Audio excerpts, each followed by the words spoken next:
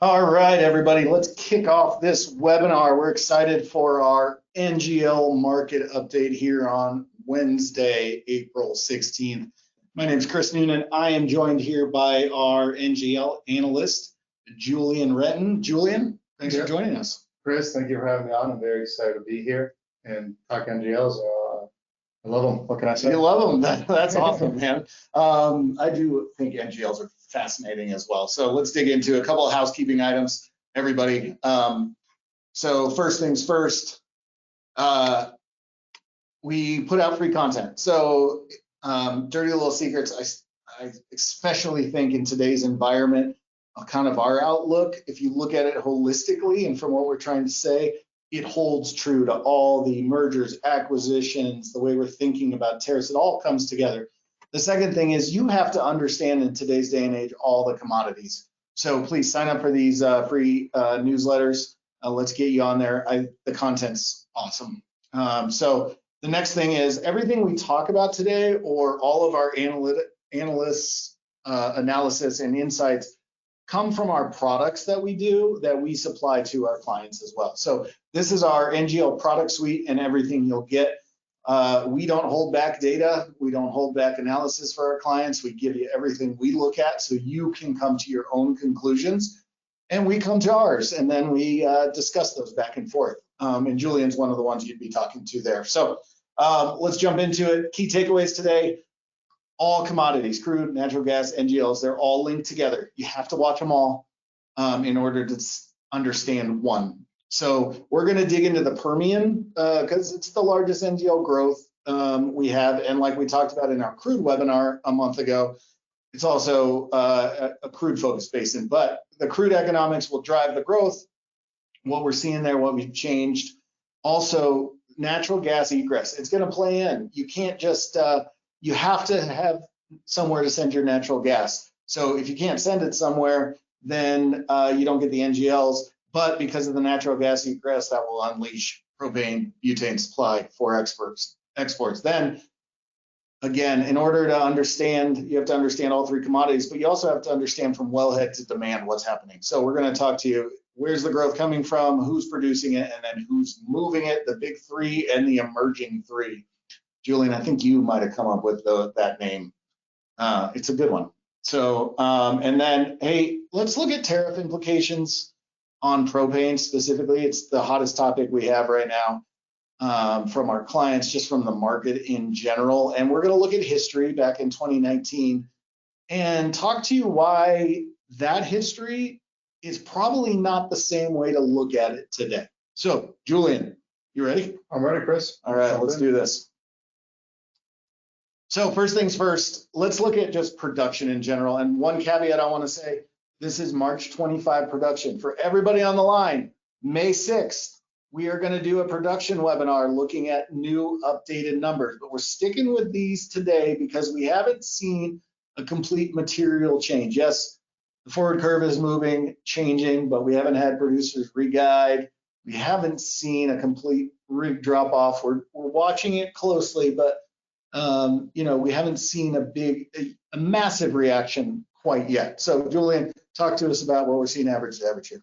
Yeah, that's right, Chris. Across the board, we're seeing NGL growth across the United States. A total 266,000 barrels a day, higher on average, 25 compared to 24.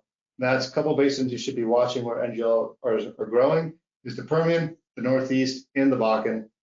Those are going to be driving the growth. We're also seeing a decline of 78,000 barrels.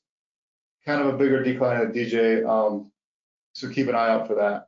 And that ties directly to our DJ crude story we talked about a little bit, what's going to happen. And we do see a resurgence in the DJ, not just because we're in their backyard, but because it's needed in the future. So one question I do have is, you break out the Delaware and Midland here. Why is that? Yeah, that's a good question, Chris.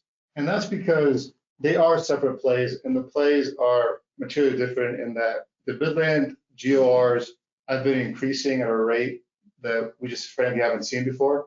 So the GORs there are just worth noting and looking into. Yeah, you were telling me as a percentage, the Delaware might be bigger, but the growth percentage in the Midland is far greater than the Delaware when it comes to NGLs. That's right, Chris. All right, well, Next one, let's talk about producer guidance upside. Now, again, caveat, this is March's production numbers, which we're standing on right now until we get more, but we saw plus 333,000 barrels a day and 25 coming from the Permian. We're still holding to that, but what I want you to talk to is producer guidance, because I know that you talk about producer, or you look at producer guidance a lot, and we haven't seen like total material change there. They're just kind of holding steady right now. Yeah, that's right, Chris. And that's something we look at very closely. We like to understand what the producers are doing to get a better understanding of the basins and production. So we watch that closely from the crude side and from the NGL side. Something I will say about the production is the producers are a little bit more conservative than EDA's total outlook, and that's because of the all other section, where it's mostly private operators. They don't issue any guidance, and historically, they're able to grow quicker than E&Ps, but also at the flip side of that, they're able to shrink back quicker than E&Ps. So it's something where we're going to be watching very closely into our next production. So just the private ones, the ones that don't provide guidance, they're able to grow quicker, slow down quicker, and that makes up for some of what we're looking at. But if we just look at the public producers, we're still seeing growth, and they tend to be a little more conservative. We've seen that in the past. So maybe they're just anticipating something happening in the market that they're going to have to adjust to. You know, they have great insight, Chris. What can I say? Oh man, yes. They look ahead. Love it. All right, cool. Thanks for that. So let's look at, I do want to touch on propane growth just in the Permian real quick. And this goes back to what you said. So propane is growing at 2 times others. Why is that? Yeah, so I had said before, the GORs are increasing across the board. The Midlands is a very good example of this. On the graph on the right, you can see the change in the gas to oil ratio between 2022 and 2024 is almost double, which is something kind of rare we haven't really seen before. So as there's more production going on in these basins, as they get older and they're drilled out more, there's starting to be a higher percentage of gas being recovered from those wells. So those on the in the audience today that are less familiar with NGLs, propane as a percentage of the NGL molecule comes regardless of what's going on, and they don't have any. There's really midstream. There's no optionality for NGL or for propane like there is for ethane. Yeah, that's right, Chris. Like ethane, you're able to reject it into gas, or you're able to recover it. For propane, you have to recover the molecule. It's the only thing you're able to do with that. So if you have propane in your gas, you're going to have to recover it no matter what. So it's coming out. It's got to go somewhere. We'll get to that. We'll continue getting to that. All right. Next one. This is commodity ties. In order for propane growth to come, you have to have egress. So this is an egress stack here that we're looking at. So we are going to get some relief here. And what is that relief that's coming online? So that relief would be Matterhorn ramping up to its full capacity of 2.5 BCF. We do see it running pretty full up to 2 BCF right now, but mid-2025 with a finalize their expansion, we expect that to also coincide with the NGL growth. And that's just because if you're able to move more gas, you're able to move more crude, and you're able to recover more NGLs. And Julian, I know you cover NGLs, but this goes back to all commodities tied together. You follow this pretty closely because you have to, right? Yeah, that's right, Chris. I mean, without this expansion, there's no growth out of the Permian, no easy growth. No easy growth, yeah, exactly.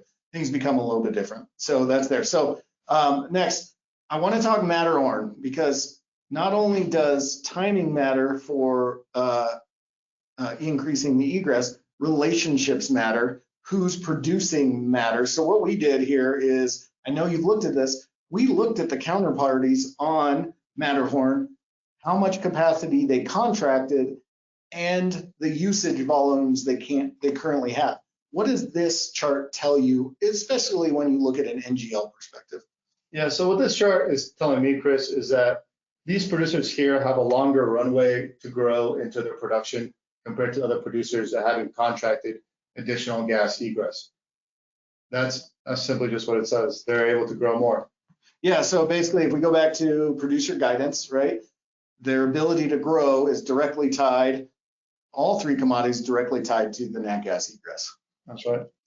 Awesome. All right, so we covered how everything's linked together, and you have to look at it all. What propane, butane, when that'll come online. We looked at where exactly is the growth coming from, who's producing it, and who's moving it, the big three and the emerging three. And let's get into that big three, emerging three a little bit. So NGL growth by who's moving it. If we look at the size of the dot, this is how much NGLs are moving in the Permian. That's right, Chris. The size of the dot represents how much that system is growing. All right, so let's look at the big three, as you say, and the emerging three. And I'd love to know your take on how much of this they control. Yeah, Chris, I think this is the craziest statistic, but out of the growth, 24 to 25 in the NGL space, the emerging three and the big three controlled 98% of that growth. The big three being Targa, EPD, ET, large integrated players that have been well established in the Permian. The emerging three being MPLX, PSX, and ONEOK, who are developing their midstream NGL positions in the Permian. Well, I would say also, even in the news, we're seeing the fight for the lighter end of the barrel come to fruition. Everybody wants to control that, and you can see why with the growth domestically and internationally happening. And we'll get to that, China being the main driver of that. And so we covered all this. And Targa, this one specifically focuses on Targa because they are capturing the majority of that piece. So now who's moving it now, Julian? I think this is the most interesting part right now, tariff implications, specifically on propane. Reason being, China takes a lot of our propane. First things first, though, because this was really interesting, and I know you kind of did the analysis around this, is let's look at history, 2019 being the last year we saw this, and why history then may not translate to history or to dynamics now. Yep, that makes sense, Chris. So looking back at 2019, during the start of the first U.S.-China trade war, if you call it, U.S. exports of propane to China went down to zero. However, interestingly enough, total U.S. exports of propane did not go down. In fact, they increased during that time period. That was because U.S. exporters were able to redirect their flows to different markets. At the end of this period, total U.S. exports to China bounced back to around 200,000 barrels a day. I think this is a good time to jump into what's happening now. Next? Well, let me, Julian, let me throw one point out here. Is they bounced back to 200 on a total export of 2,000, right? So about 10%, and that's key. 10%. We were able to remove, but we were able to ship those barrels. Right? Okay, cool. So now let's look at now, because dynamics have changed. So here's propane exports compared to China exports, and it's a little bit different now. Yeah, so the largest difference here, Chris, is that the amount of propane that the U.S. is exporting to China has increased or has grown by almost 2.5 times, going from that 200,000 barrels to now 400,000. And that's kind of a smaller estimate from what we've seen. That makes China the second largest U.S. market for propane. China is also sourcing 60% of their propane supply from the United States. And what this means is that China cannot replace U.S. propane, and the U.S. cannot replace the Chinese propane demand. These two markets are linked, and they won't be able to unlink and find that supply or demand anywhere else. So here, what I hear you saying is, one, let's say we needed to shift demand away from China to other countries. That's not feasible at this very moment. It's not feasible. I think there's a certain amount of flows that could be redirected. But you can't shift 400,000 barrels a day to any other market that could take it. So we can't shift the full amount of the barrels that may fall off there. The other thing that you point out is 60% of Chinese supply comes from the U.S. Can China find that supply anywhere else? There's no other source that can provide that amount of propane to China. All right, so basically we are linked together, whether we like it or not. So one of the things I know we're looking at is demand destruction, right, for products that are created from the propane. what may happen there. We're watching that. Also, do they just add in the cost of the tariff into the NGL molecule or the propane molecule to account for that, would just what maybe raise the cost of products that we have going on. But what I hear you saying, there's really no easy way for this to just turn on and off on any given day. Right, Chris, there's no easy way. And US exporters and Chinese importers, they're not dumb. They've learned from 2019 what happened back then, and they have reworked some contracts where I've heard that now they have profit sharing or tariff sharing where they're splitting the burden of the tariffs. However, how much is that going to work when tariffs are over 100% for both countries? How is that going to be sustainable? That's hard to say.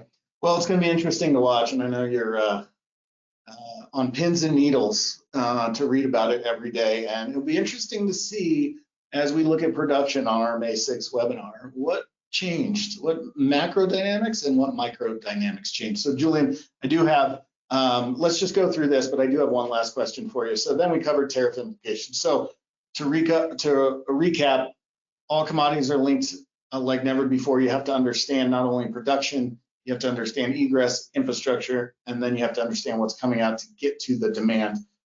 You have to understand who it's coming from, who's producing it, who's moving it to really dig in, and then the implications, right? And we looked at history there with China. But so, Julian, though, I do have one question for you. What are you most excited to watch over, say, the coming 2 to 3 months? That's a good question, Chris. And something else I'm watching very closely is kind of what's the ethane side of the story here with the exports. That market is a little substantially different from the LPG propane market, where contracts are based 10, 20 years long, and it's way less liquid. So kind of interested to see the dynamics that will play out there with the economics of the shipping and the tariffs. If they sustain those flows as well. Awesome. Well, thanks for joining us, Julian. Just to wrap up, all our analysis comes from our products and our data, which is what we supply to the market. If you become a client, we give you everything. We don't hold anything behind the veil. And you can work with us to come to your own conclusions based on your inputs and variables. Sign up for our newsletters, Dirty Little Secrets, if you want to read that. Sign up for those. The Daily Note comes out 4 times a week. NGL Insider, Crude Oil Edge come out once a week. Thank you. If you have any questions, hit up insight@eastdaily.com. Julian, appreciate the time. Chris, thank you for having me, and had a great time. Yeah, awesome. Talk to everybody later.